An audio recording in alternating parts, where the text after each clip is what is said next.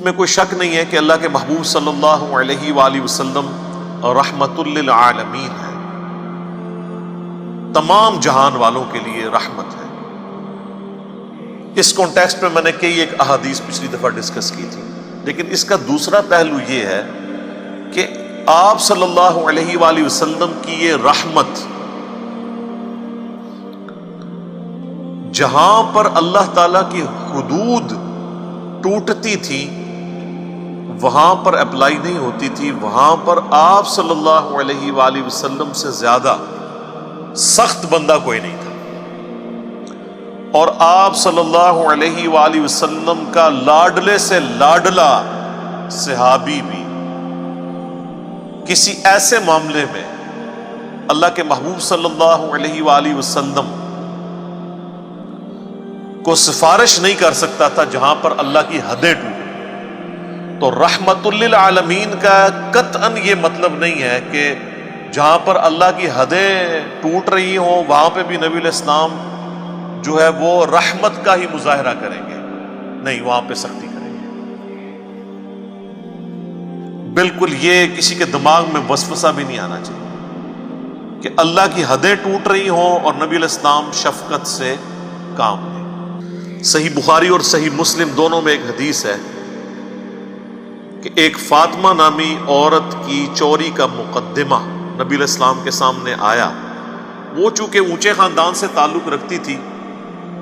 تو اس کی سفارش بھی ساتھ آ گئی اشرافیہ کی۔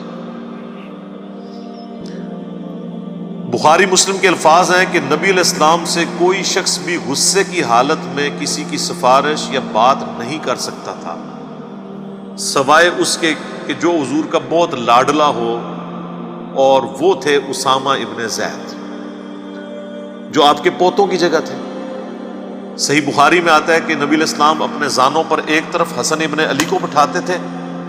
اور حضرت اسامہ کہتے ہیں دوسری طرف مجھے بٹھاتے تھے، تو دونوں کو آپ سٹیٹس دیتے تھے اپنی اولاد والا، کیونکہ وہ آپ کے منہ بولے بیٹے زید ابن حارثہ کا بیٹا تھا اسامہ۔ تو صحابہ نے ان کو بھیجا، 8-10 سال ان کی عمر تھی، کہ ان کے ذریعے سفارش کروائیں۔ تو نبی علیہ السلام کو جلال آیا، آپ نے فرمایا تم اللہ کی حدوں کے بارے میں مجھ سے سفارش کرتے ہو؟ پھر آپ نے کہا کہ ممبر لگاؤ مسجد میں۔ نماز کے بعد آپ علیہ السلام نے مسجد میں خطبہ دیا اور فرمایا کہ تم اللہ کی حدوں کے بارے میں مجھے سفارش کر رہے ہو؟ اللہ کی قسم تم سے اگلی قومیں اسی لیے ہلاک ہوئیں کہ ان کے اشرافیہ کے لیے اور قوانین ہوتے تھے، یعنی جو بڑے سٹیٹس کے لوگ، اور عام چھوٹے سٹیٹس کے لوگوں کے لیے اور قوانین ہوتے تھے۔ اللہ کی قسم اگر میری بیٹی فاطمہ بھی چوری کرتی تو میں اس کے بھی ہاتھ کٹوا دیتا۔ یہ تو فاطمہ دوسرے قبیلے سے ہے نا، فاطمہ بنت محمد بھی یہ کام کرتی نا، تو اللہ کی حدوں کے معاملے میں کسی کی سفارش کو